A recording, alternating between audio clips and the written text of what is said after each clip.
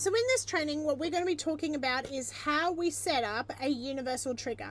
So a universal trigger that's different from if we click the setup LinkDM here. A universal trigger is a trigger that is across all posts. So for instance, I'm constantly promoting the platform that my clients build their websites and sales funnels on. So anytime someone mentions the word tech, it starts a universal trigger and a flow that follows up and gets them information or training, and it also gets them my affiliate link. So this is something that goes across all posts, all stories, and let's jump in and see how you create it. Now, as you can see, this post, it has picked up that I have a universal trigger that has been used, and as you can see, I have sent a universal trigger message out. So when you come up to features, you can come up to universal triggers, and here is where you can go add a new trigger.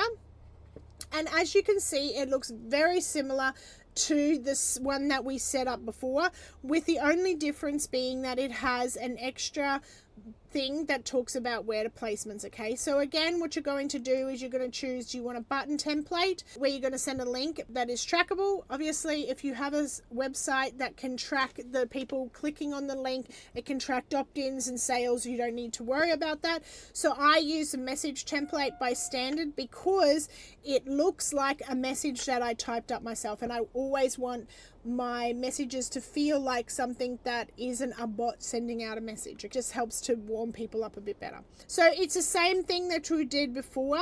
Again, you're going to come in here, you're going to choose the keyword trigger.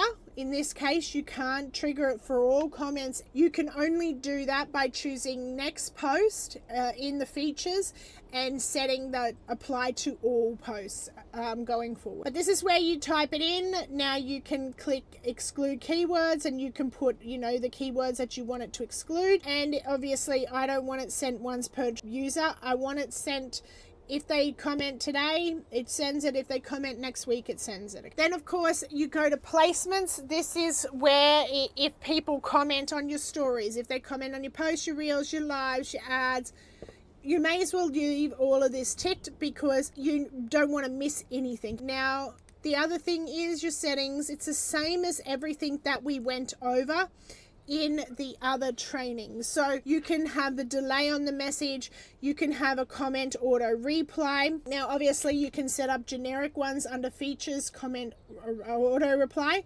Otherwise you can set up custom replies, which I think from memory it allows you to send 3 custom replies on this, and it'll rotate between them. And of course here is where you can attach your flow, so your follow-up sequence, and it's where you can create a custom starter message specific to this automation. So again, I like to come in and use message. I like to type up what it is.